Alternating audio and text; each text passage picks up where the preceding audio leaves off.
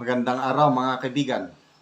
Pag-usapan natin ngayon yung nangyari kay Kerwin Espinosa, yung self-confessed drug lord na nabaril 2 days ago. Ito, may paratang siya laban kay Ormoc City Congressman Richard Gomez. Tapos yung balita rin kahapon na ang mga may nahuling 7 pulis ng Ormoc na point of interest, person of interest sa pagbaril kay Kerwin Espinosa. At yun na, may pahayag na itong si Kerwin Espinosa na handa daw siyang tumistigo sa ICC laban sa mga pulis na tiwali. Okay, unahin natin itong paratang niya. Isa si Congressman Richard Gomez na dumipensa kay PRRD sa War on Drugs nung kasagsagan ng Quadcom hearings. Napakaganda yung paninindigan ni Congressman Richard Gomez na tumino ang Ormoc City dahil sa War on Drugs ni PRRD. Ito, basahin natin yung paratang ng isang self-confessed drug lord sa isang matinong kongresista. Saan yun? Ito. Post ng Paulo Duterte supporters 1 hour ago. Sabi, Kerwin Espinosa, pinagbintangang tao ni Duterte si Congressman Richard Gomez. Sinabi ni Albuera City Mayoral Candidate Kerwin Espinosa sa isang press conference na di umano tao raw noon ni dating Pangulong Rodrigo Duterte si Ormoc City Congressman Richard Gomez. Wala na itong dinagdag na paliwanag maliban sa pagsabing tao lang ito ni PRRD noon. Okay, so it's a common knowledge na mayor si Richard Gomez sa Ormoc City pag upo ng PRRD administration. At yun na nga ang testimony ni Congressman Richard Gomez na dati drug capital sa Visayas ang Ormoc dahil sa pamumuno ng Tatay Digong natin naging drug-free o kung hindi man drug, basta na tumino ang peace and order situation sa Ormoc dahil gumalaw o sinuportahan ni then Mayor Congressman Richard Gomez ang war on drugs. So, yung ganon na pagsuporta sa isang magandang kampanya, it's a war on drugs eh. Nang dahil lang doon, tao na siya ni Duterte. I don't know. Basa tayo sa mga comments. Cons Vitores, Bintang Pamor. Fanny Bangkel, sabihin, naglipa na mga ngagba. Mateas Sibandal, great, sabi niya. Those who are with ex-PRRD are just great. Yeah. Mga matitino, yung mga sumusuporta kay PRRD. Agree, sabi naman ni Jingjing Nolasco. Agree, sabi ni Suset Haudian. Ana Ros Lazala, mga bugo na lang ang boboto sa ganitong mga tao. Meaning si Espinosa. Ay nako, bibigyan ko talaga ng kudigo ang mga anak ko kung sino ang iboboto nila. Sabihin ng mali, mahirap nang magkamali ng binoto. Kami rin, mahinanda na kaming sample ballot. 10 kandidato ng PDP laban, sinama namin si Doc Mata. 10. Yan, ipapamudmud namin sa aming mga kamag-anak. Sa mga yung tinutulungan nating tribong Talaandig sa Bukidnon.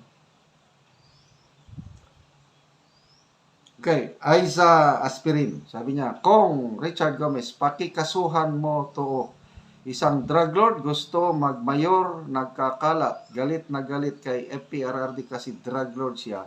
Nasagasaan ata nung panahon ni PRRD kaya grabe yung galit. Magtitistigo sa ICC pero di naisip na drug lord siya, lakas ng loob, kapal ng mukha. Okay, so punta tayo doon sa balita. Pinabalita ng PTV4 na yun nga, mga pulis sa Ormoc daw, hinuli ng kapwa nila pulis dahil mga point of interest daw. Ito, PTV4 na news update. 7 tauhan ng Ormoc City PNP ang itinuturing ngayon persons of interest sa pamamaril kay Roland Kerwin Espinosa na tumatakbo bilang alkalde ng Albuera, Leyte.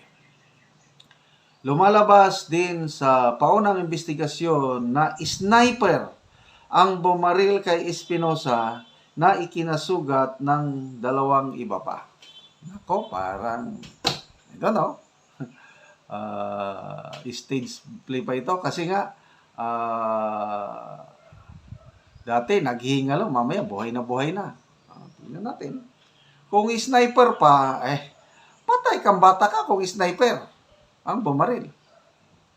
Kasi hindi ka magiging sniper kung hindi ka talaga matino sa pamamaril. Pagkatapos ng pamamaril, isang SUV daw ang mabilis na umalis sa lugar na pinaniniwala ang sinakyan ng mamamaril.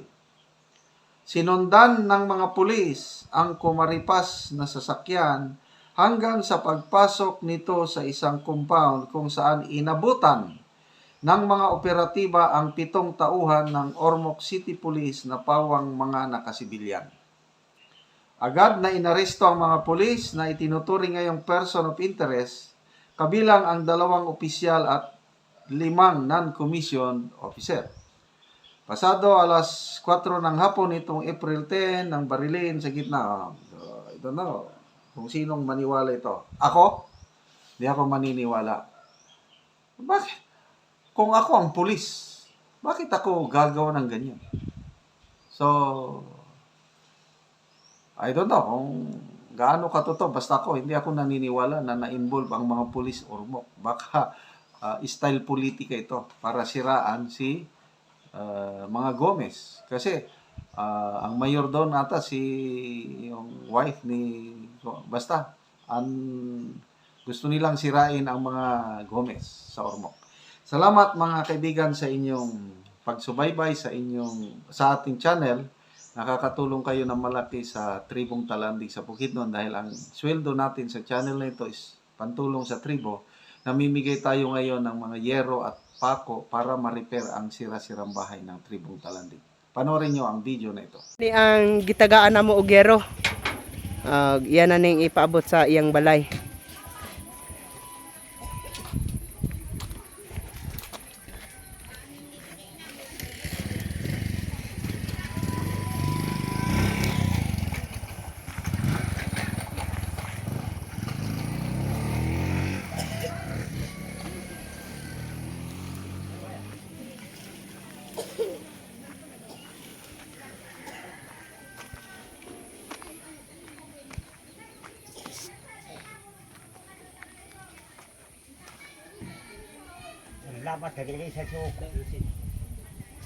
Karon mo sulod na ko sa ilang balay. Ang bistaw ng ilang atop. Tawag gid nga mong ato. Ipangbutangan ng ugsako.